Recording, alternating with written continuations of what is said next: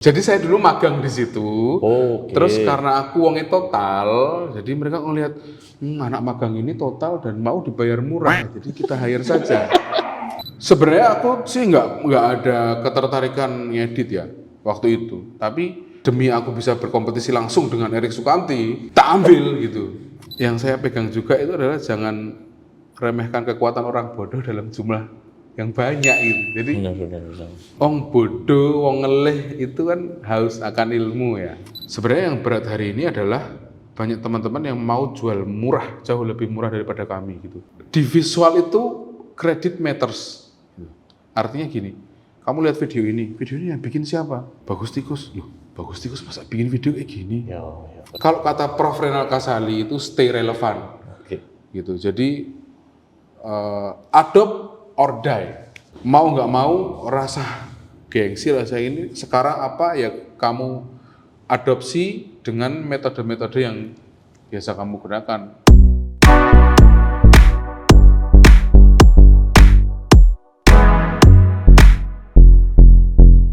Selamat datang di Good News, kabar bagus. Hari ini kita akan membahas review pohon, teman-teman. Mas, ngapunten. Ini punyanya Citranet. Oh, salah studio kayaknya. Salah ini. Oh, oke. Ini saya ulangi lagi ya. Oke. Halo semuanya, kembali lagi di Chit Chat. Kita kedatangan tamu spesial. Selamat datang Mas Bagus Kresnawan. Terima kasih. Yuk, meriah ya. Meriah. Ada penonton dari ini. Penonton bayaran ya. Oh, penonton bayaran. Bayaran soalnya. Udah dibayar semua tadi? Kalau nggak dibayar nggak datang Mas. Oh iya, betul juga. Oke Mas Bagus, gimana kabarnya? Good news kabar bagus? Alhamdulillah. Alhamdulillah bagus, ikut senang. Iya. Mas, aku ada satu pertanyaan dulu nih. Iya. Jogja istimewa menurut Mas Bagus itu tuh seperti apa? Jogja istimewa menurut saya itu adalah mungkin perwujudan dari sebuah ekosistem kreatif yang saling dukung, Sangat. yang saling dukung dan saling menguntungkan. Gitu. Mungkin yang Mas Bagus lihat sekarang itu tuh mungkin ekosistem yang terbentuk itu yang seperti gimana tuh Mas? Ya seperti yang saya ceritakan tadi ya gitu. Jadi saya kebetulan dari 2011 di industri ini sampai hari ini saya tuh masih tinggal di Jogja. Meskipun banyak pekerjaan yang terus kemudian membuat saya harus keluar kota gitu, tapi saya tetap milih tinggal di Jogja karena itu tadi terjadi sebuah ekosistem yang saling dukung dan saling menguntungkan. Lain halnya ketika saya di kota lain mungkin karena saya tidak berkembang di kota itu gitu, jadi saya nggak yakin kalau di sini ada ekosistem atau support sistem pertemanan atau circle yang sekiranya saling support gitu. Mungkin mungkin kekancannya kira mau kekancan gitu ya. Ya saking slow nih Mas Ripe. Rada kritik sih dik, rawa. Boleh. Saking selone uripe, tadi kepenaan nongkrong. Jadi, Kak aku bilang kenapa kita diromantisir dari kenangan, rindu dan lain-lain itu sebenarnya adalah menina bubukkan kita, gitu, supaya kita tidak merasa, ayo kita harus secepat kota lain. Gitu. Tapi di sisi lain menguntungkan karena terus kemudian kita bisa banyak tirakat ya untuk mengerjakan kerja-kerja seni dan kerja-kerja kebudayaan ya. Benar. Sangat ya jawabannya. Mas Bagus ini asli Jogja?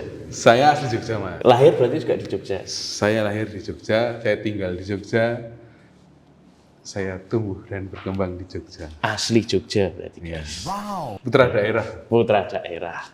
Mas Bagus dulu itu tuh Mas Bagus itu emang tuh basic studinya itu tuh apa? Basic apa ya? Akademisnya itu tuh apa? Jadi aku itu lulus SMA terus sama bapakku ya, itu langsung dikasih tahu satu pernyataan yang saya pegang sampai sekarang. Kowe oleh main musik tapi kowe kudu rampung sekolah. Gitu. Jadi saya kebetulan waktu saya kuliah itu saya main musik Mas. Dari situ saya bertekad apapun nanti karir saya di musik jadi atau enggak, tapi sekolahku sebagai tanggung jawabku harus selesai. Nah kebetulan saat itu saya mikir, sing jelas rampung, sekolah yang nggak ada hitung-hitungannya apa ya gitu. Terus saya riset sana sini, sastra. Waduh, saya kurang terlalu kurang ini apa, kurang tertarik terhadap sastra waktu itu ya, meskipun kemudian sekarang jadi tertarik. Yang ngetren di waktu itu saya mau masuk kuliah itu adalah ilmu komunikasi, karena terus dianggap jadi apa ya, jadi hal yang baru yang harus dikaji karena perpindahan media waktu itu ya. Loh, di tahun berapa itu Mas? Ketok umur ya Mas. Tapi mungkin di awal-awal 2005. Oh, di 2005. Jadi di era saya kuliah itu, awal kuliah itu sudah ada sosial media ya, mungkin ada beberapa sosial media kayak Friendster, Facebook awal-awal. tapi belum seperti hari ini gitu, belum, masih ada transisi lah gitu. Media rekam juga seperti itu, masih ada transisi antara media rekam analog jadi film, kaset, CD itu beralih ke media rekam digital.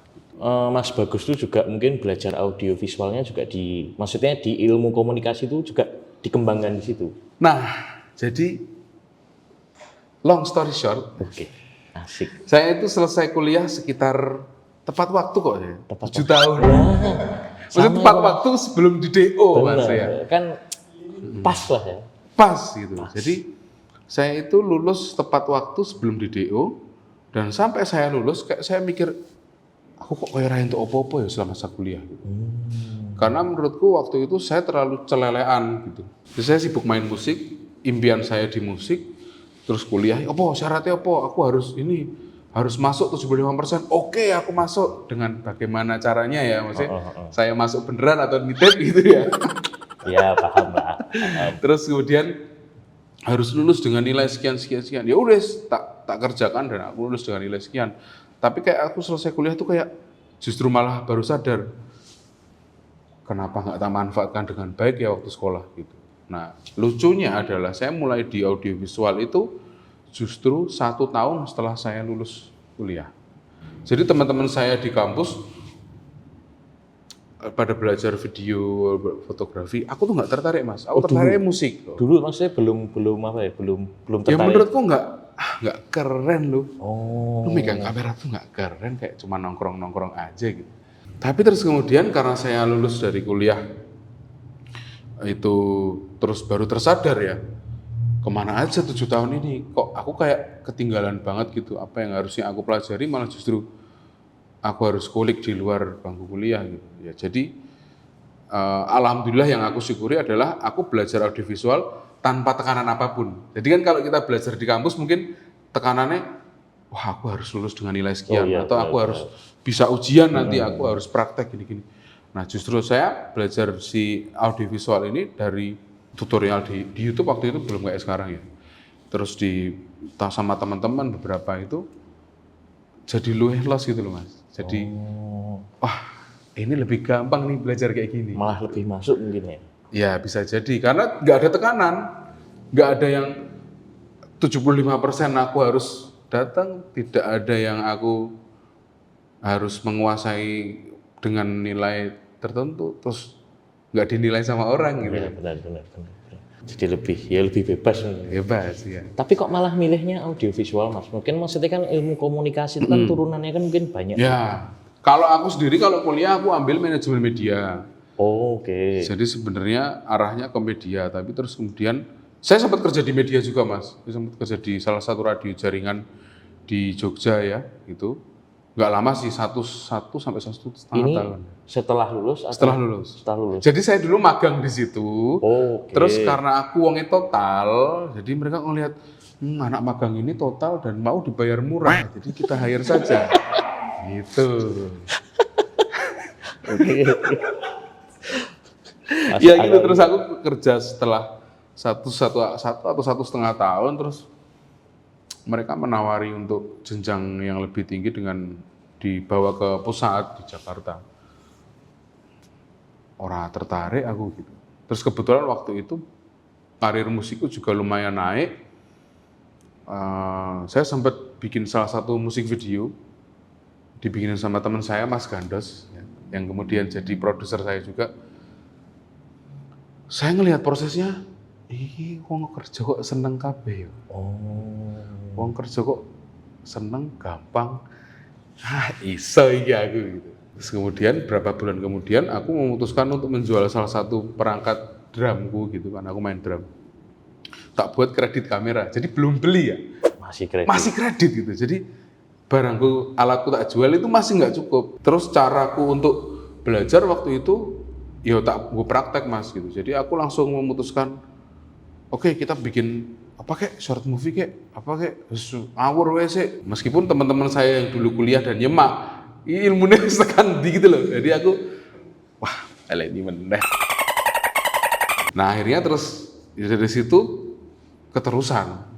Wis bablas.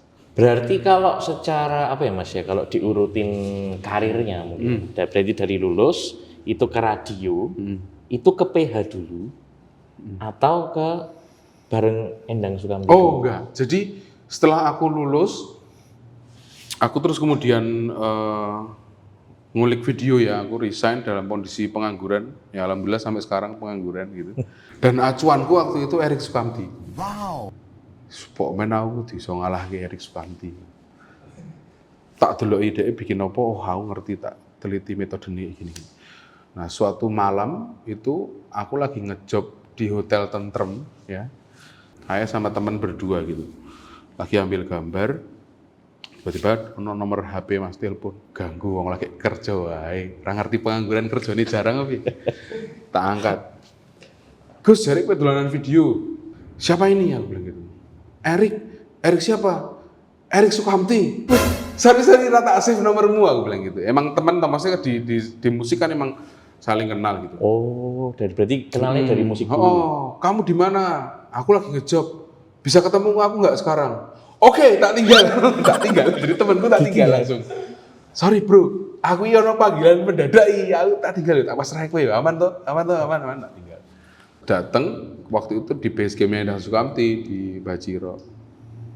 Nah kebetulan Mas Erik waktu itu tahun 2012 itu mau mendevelop label sendiri, Euphoria Records, dan juga infrastruktur pendukungnya kayak PH termasuk Euphoria Audiovisual, terus Euphoria Pustaka dan lain-lain gitu sebagai pendukung infrastruktur kerja Endang Sukamti di kesenian. Dari situ masuk ke Endang Sukamti sebagai waktu itu sebagai video editor.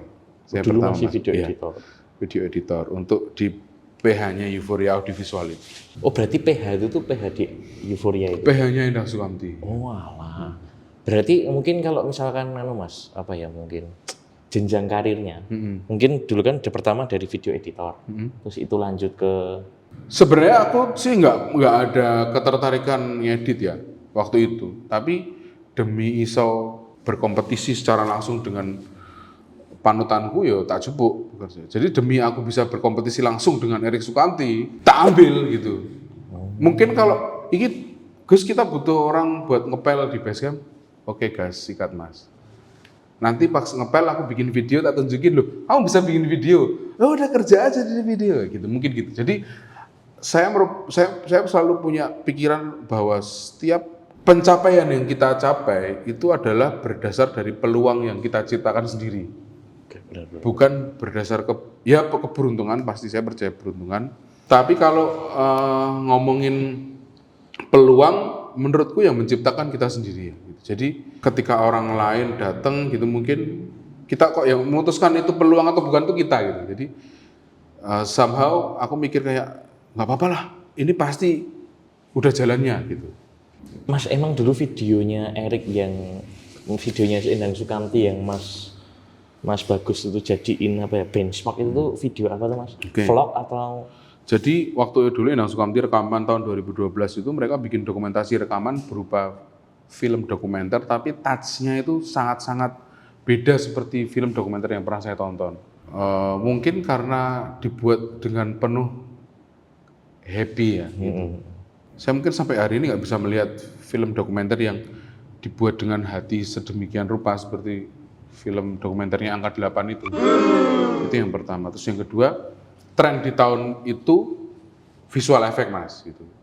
Jadi Mas Erik waktu itu emang menjadi salah satu pionir visual effect kayak tembak-tembakan. Ya benar.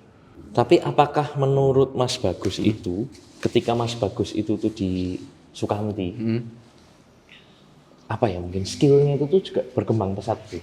Iya, mungkin kayak penebusan buat aku juga. Selama ini kuliahku berantakan, asal lulus aja gitu, terus ketika aku dapat pekerjaan dan pekerjaan ini yang aku senangi ya tak manfaatkan sebaik mungkin. Itu aja yang terus kemudian kayak bisa, mungkin aku yakin banyak orang melihatnya waktu itu kita emang mengerjakan itu dengan penuh sukacita gitu ya. Dan memang benar itu penuh sukacita gitu. Yang itu nilai-nilai itu juga ya sampai hari ini tetap saya tanamkan ke dalam semua pekerjaan gitu, bahwa kalau kita mengerjakan sesuatu ya harus dengan riang gitu.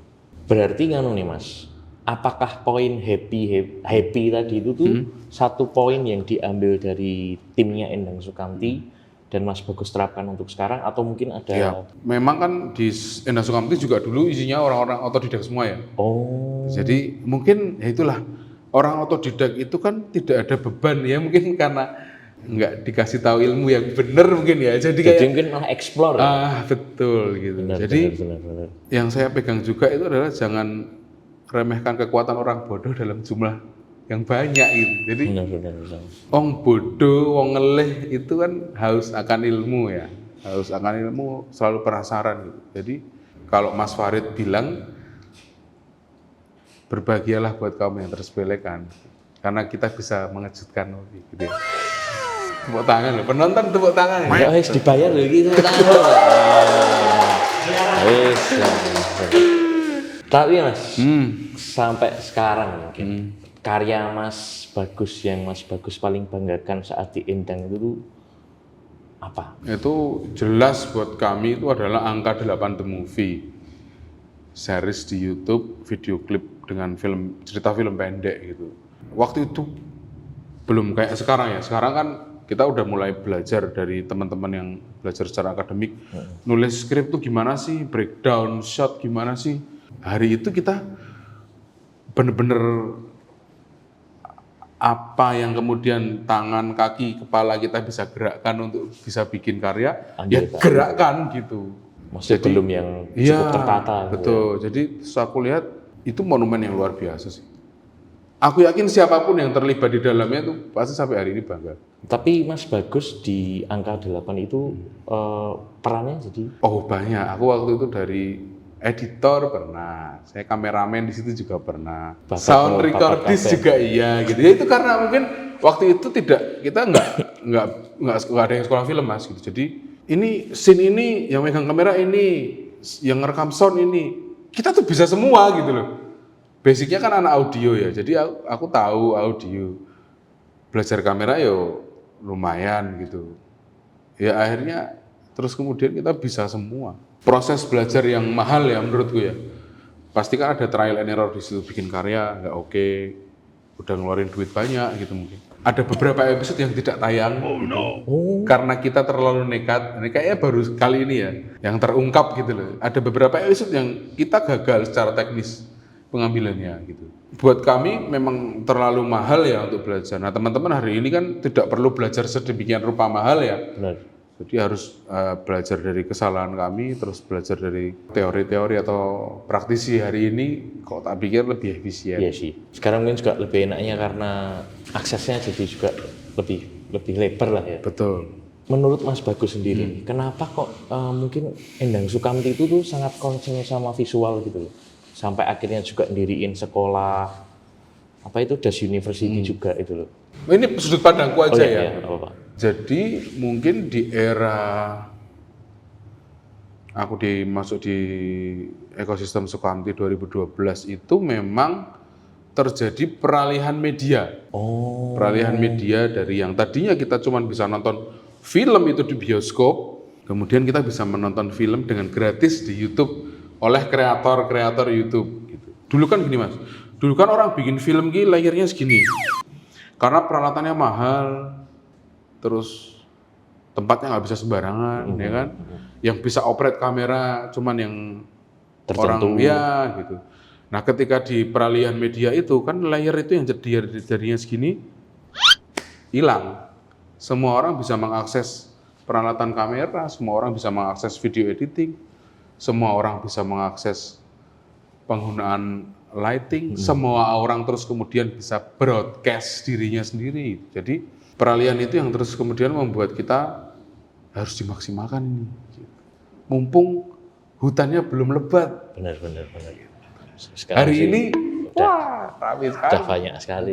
Oke Mas, sekarang mungkin lepas dari cerita Endang Sukamti. Oke. Ini aku mau membahas soal proyeknya pribadi Mas Bagus. Itu kan Mas Bagus itu apakah benar pendiri Hunting Pasar? Ya kalau ditanya apakah pendiri, saya jawab betul. Sejarahnya gini Mas, tahun 2018.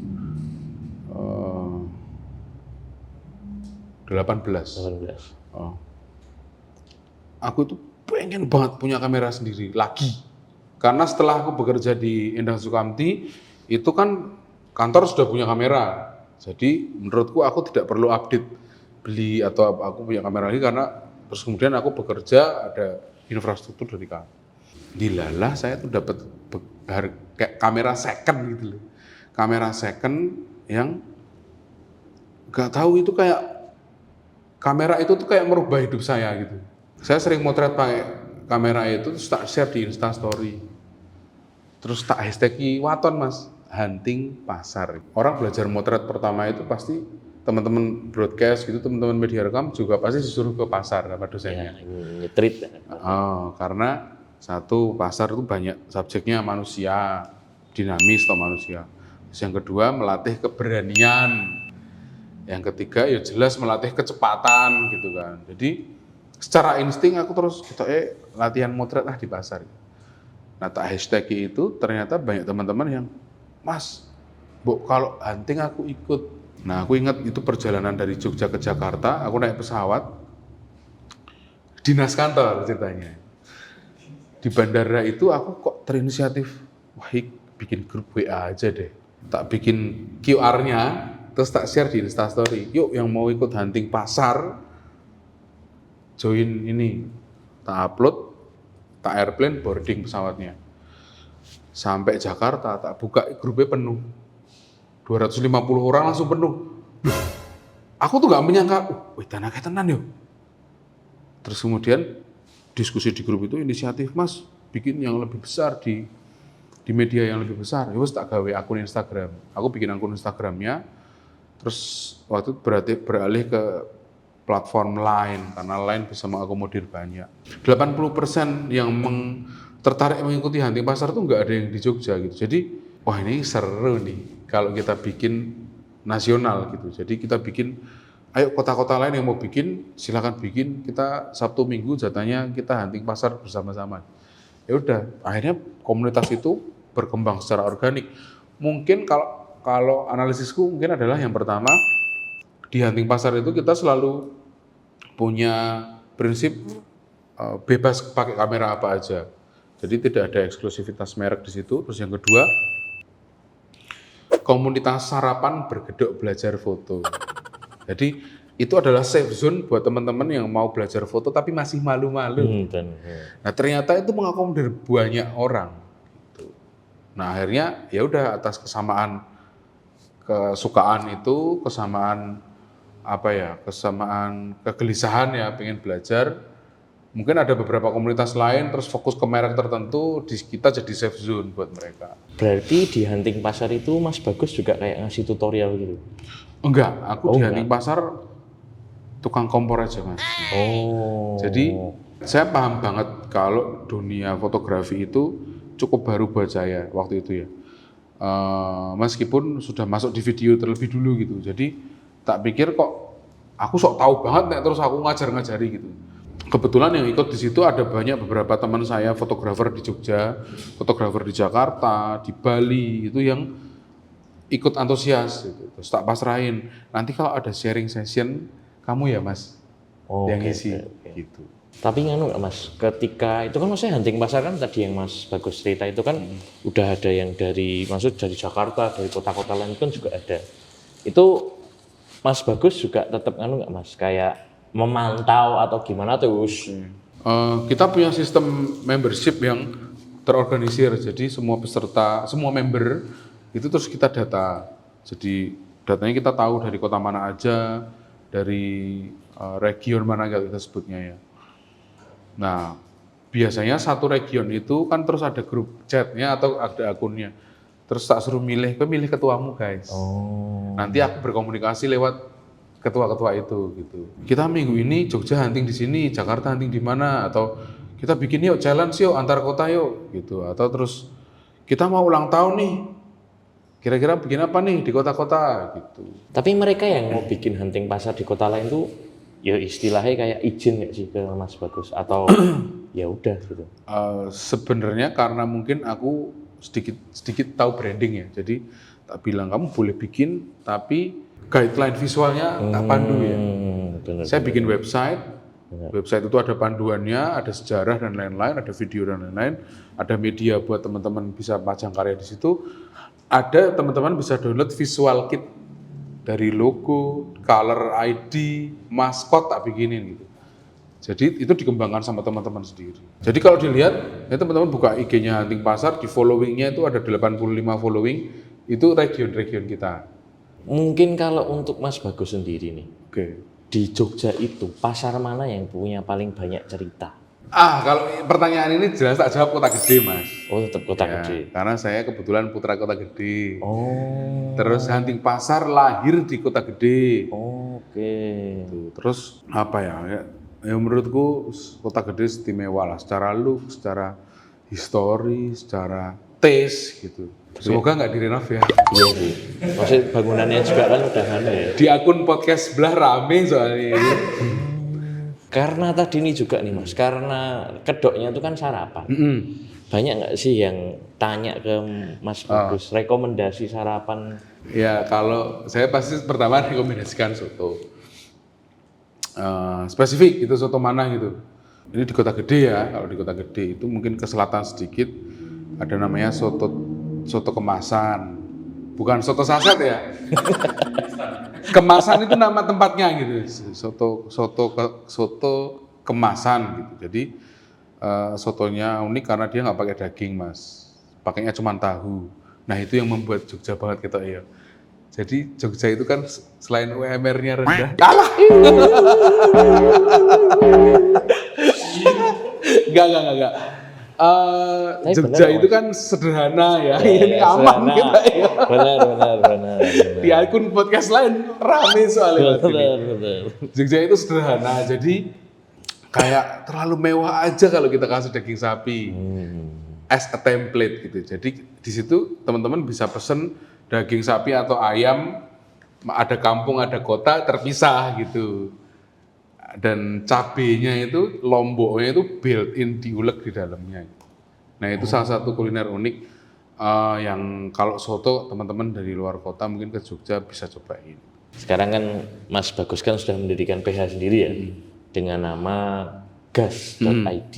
Momennya kan tadi kan Mas Bagus tuh kepikiran tuh ketika beli kamera baru tadi kan. Tapi sekarang gimana Mas rasanya ketika dulu tuh ikut orang, tapi sekarang tuh nge-build tim sendiri, apa-apa sendiri itu tuh rasanya gimana, tuh sulitnya itu di mana? Berat sekarang. Sekarang lebih ke kayak aku nggak cuma mikirin keberlangsunganku sendiri ya gitu. Ya. Jadi ini banyak teman-teman jadi gerbong gitu. Gimana nih caranya biar kita sama-sama maju gitu ya. Ya berat jadi tanggung jawab gitu.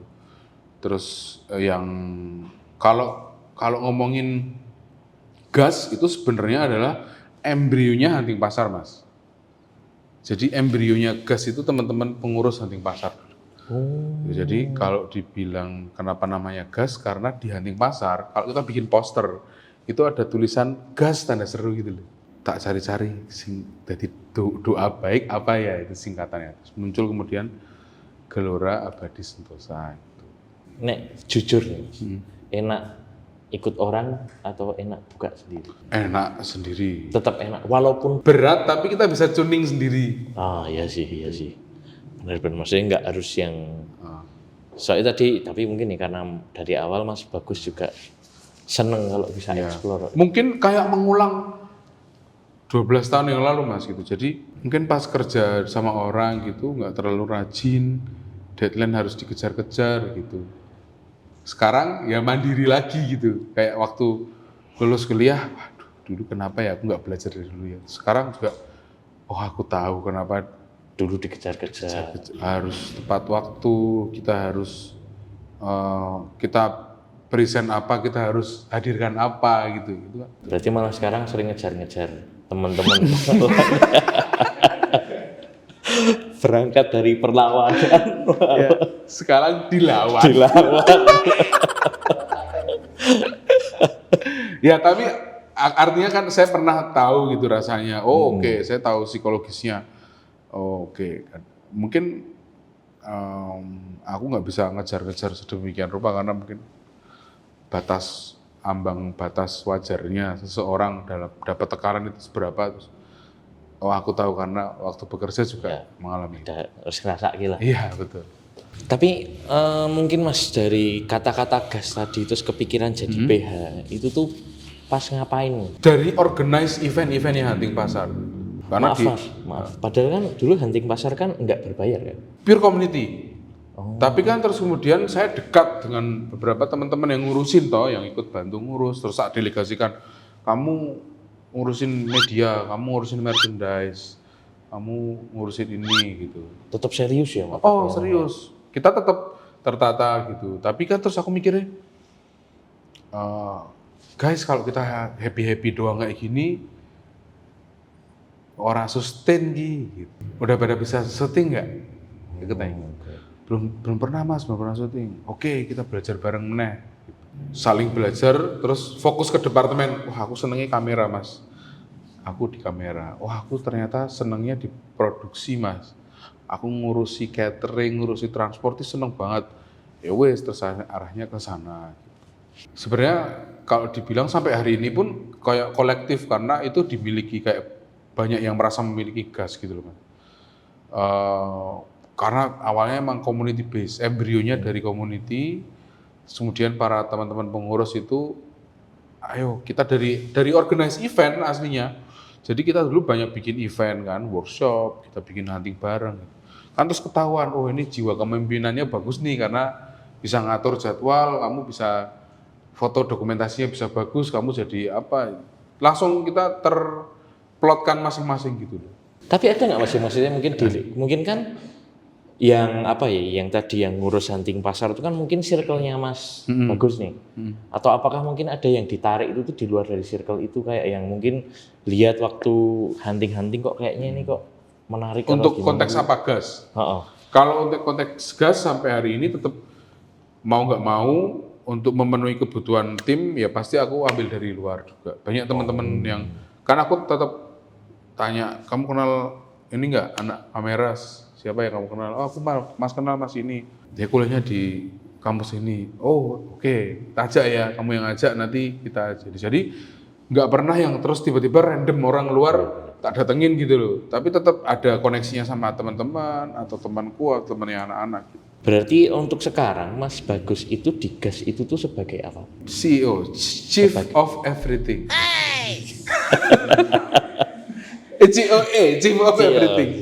Enggak, jadi kalau di gas itu kita sebenarnya nggak banyak mas yang terus jadi tim inti itu nggak banyak. Jadi aku jadi bisa dibilang kreatif director.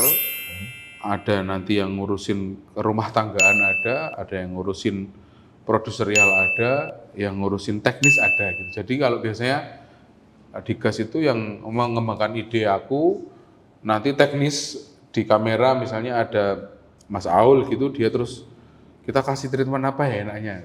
Kemudian kita berkolaborasi di situ. Berarti tetap Mas Bagus tetap ikut di semua proses kreatifnya? Nggak harus saya sih Mas, tapi biasanya kan alhamdulillah hari ini tuh kalau klien-klien yang bekerja sama gas itu memang based on rekomendasi dari klien yang sudah gitu. Jadi gedok tularnya tuh cepet gitu dan rata-rata tetap pendekatannya itu tetap personal gitu kan.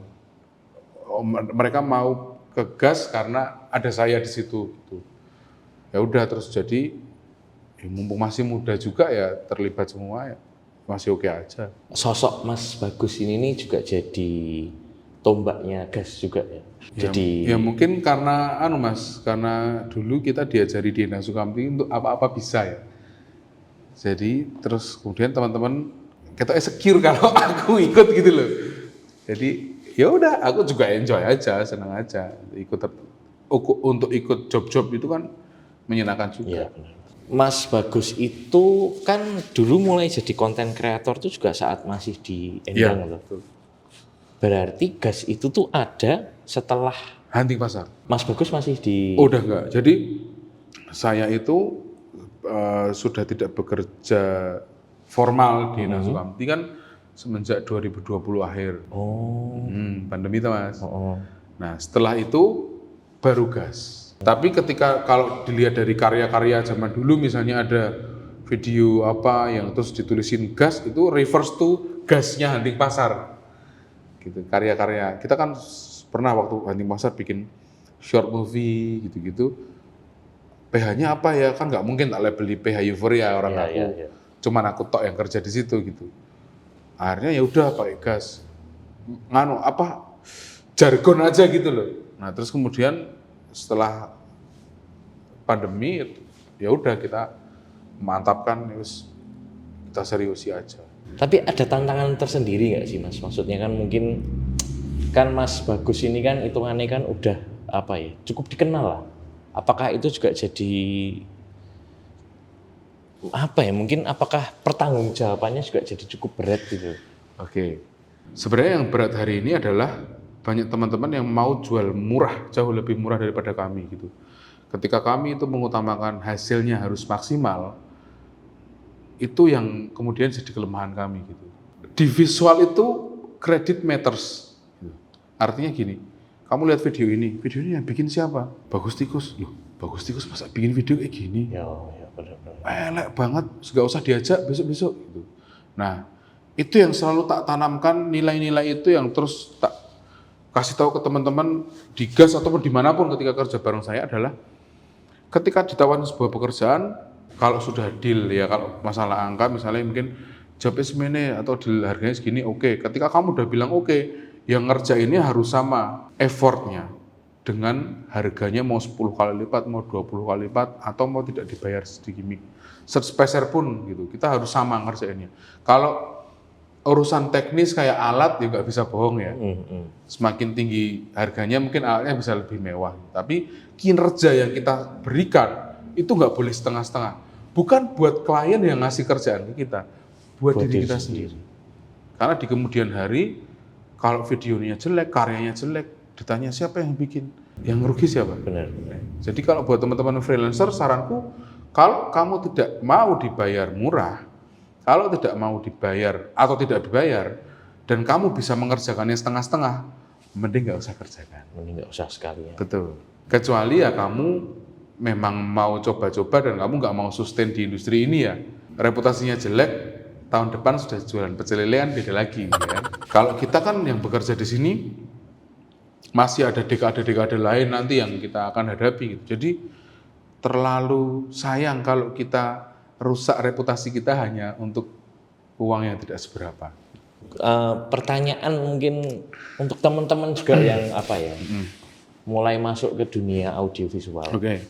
Saran dari seorang Bagus Krisnawan, itu better body yang bagus dulu. Kita mending berarti ya? Body yang bagus, diet dulu, yang fit dulu gitu, atau fitness dulu ya, bodybuilding dulu ya. Gitu. Atau apa ya, ketemu gitu. Itu mah, mending invest di lensa yang bagus. Oh ini konteksnya kamera. Konteksnya kamera. Oh tak pikir kok badan yang bagus. Apa ya berarti namanya? Bukan body ya? Body kamera. Body kamera. Kamera. Mending punya body kamera yang bagus dulu atau lensa yang bagus dulu? Aduh, dilematis ini. Kalau dibilang kamera era penting, yang penting kamu tahu mau bikin apa, niatnya bikin bullshit. Karena video atau fotografi itu nggak bisa dipungkiri dekat dengan teknologi. Kalau kita ngomongin teknologi berarti harus yang paling baru, ya toh? Itu tidak bisa dipungkiri. Jadi kalau ditanya body atau lensa,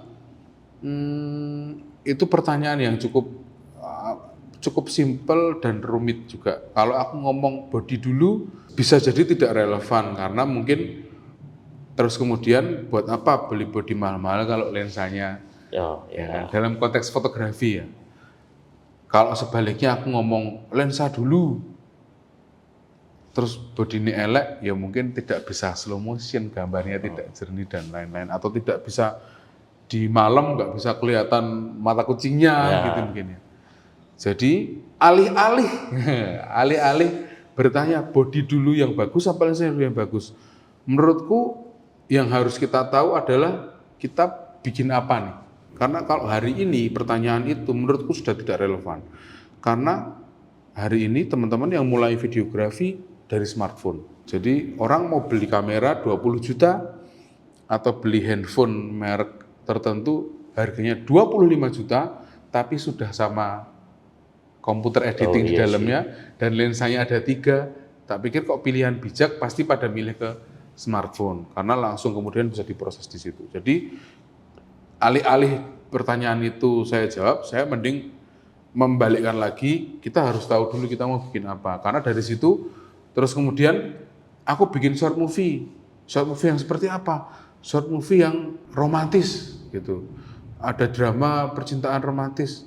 Oh, berarti kan tidak butuh kamera yang terlalu resolusi berapa atau tidak butuh kamera dengan slow motion berapa gitu. Saya berapa kali bikin workshop videografi, di akhir workshop kan 2 hari biasanya.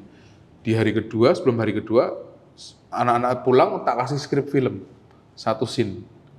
Besok pagi kita praktekin. Kameranya mau pakai HP boleh, mau pakai kamera karena saya sponsorin brand kamera boleh, mau pakai kamera sendiri boleh. Kalau ngomongin teknologi ya tidak mungkin saya tidak ngomong kamera ini ora penting. Ya toh. Tapi yang lebih penting adalah ya gaya apa ini. Arahnya kemana dulu. Betul, karena menurut saya ini bisa dikutip juga ya ini ya. Jadi ada 3 tahap dalam kesenian. Yang pertama teknis, atau belajar fotografi, shutter speed berapa nih, pakai lensa berapa gitu. Jadi orang yang berkutat di situ itu seharusnya orang yang masih belajar, gitu ya. Nah setelah selesai teknis, pasti aku akan bikin karya. Film pendek, foto eksperimen, foto tematik, bikin model kah atau foto food atau apa karya. Yang ketiga pasti pengen bikin karyanya jadi perubahan. Fotoku ini harus berdampak positif bagi orang lain, gitu. Atau videoku itu harus berdampak positif dari orang lain. Mungkin tadi belum sempat disinggung, aku punya konten namanya Food Patrol. Itu konten makanan, dokumenter makanan yang sebenarnya di situ aku sisipkan poin-poin di mana satu aku bukan review makanan, jadi tidak ada adegan aku makan. Yang kedua selalu bahas sejarah. Jadi beberapa makanan yang sudah lebih dari 10 tahun, gitu-gitu aku bahas di situ sejarahnya. Nah di situ aku pakai seni di tahap yang ketiga untuk membuat perubahan. Dalam hal ini menggerakkan orang biar kalau hari ini tuh konten makanan kayak gimana sih? Mukbang. Ya, mukbang. Ya kan? Kalau Mas Paksi Raras bilang nih aluamah ngono ya kontennya.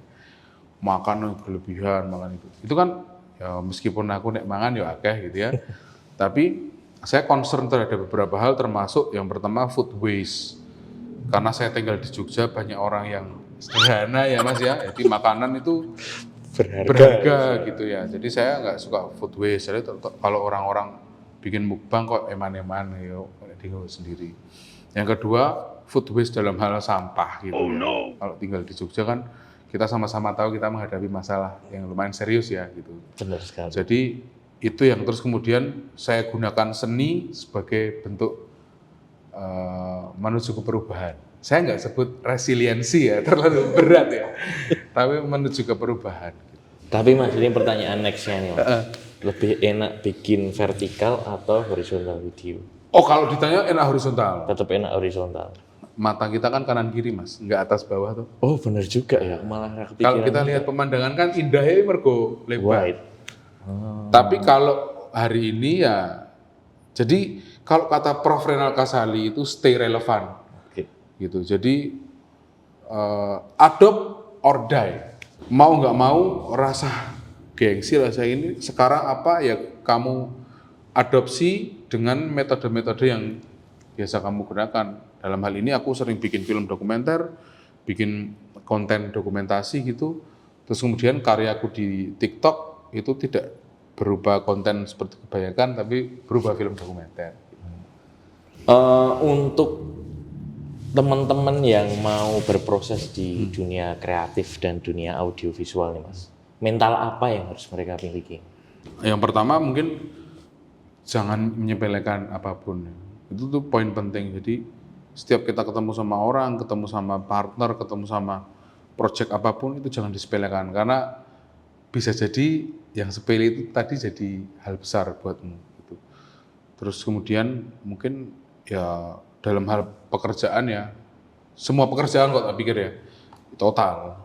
Ya kayak tadi dibahas juga kalau ya maupun kalau kamu udah deal segitu ya mau nggak mau all out. Iya, ya aku kalau mengerjakan project gitu misalnya